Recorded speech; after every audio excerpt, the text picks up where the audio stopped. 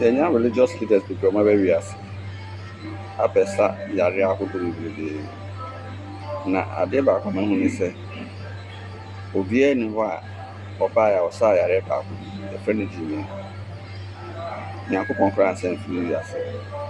na sɛ wohwɛ ɔtan hunu a amanfoɔ ma nsante ɛne nso adeɛ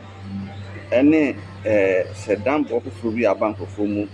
social media hype nti obiara sra na wɔdi nsɛmfo twɛrɛ n'ano yɛatete kɔyɛyɛ Kofi Oduro na Mustapha ɛsɛ de ato ase. I believe that Mustapha then should serve as a very big deterrent. Kwaku Dua no so yɛpam no firi mɛnkyɛ ɔkɔɔyɛ no ɔbɛka kɔsua nyansa bi afiri mu ɔnso akɔ ɛna ɔha akɔto ase na ɛnkyɛ obiara bɛnya no deɛ baako baako sɛsi a yɛwie n'ahema yi yɛbɛnya adaakye ahoro saa nnipa kuo no mmaako ebi mu wɔ hɔ a yɛntumi nni aka nanso obiara wɔ no role play obi a ɔwɔ classmate ahodoɔ papa biara no ɛna yɛ obi a ɔwɔ nipa a otumi edi anim kɔpa akyɛw deɛ odi anim kɔgye bosia deɛ odi anim kɔsra awareɛ deɛ otumi ɛbɔ mpa man deɛ kum ba a obetumi akum aduabɔ ba a obetumi abɔ no na sɛ whole aggregate na asantefoɔ yɛaka deɛ no ne nyinaa bi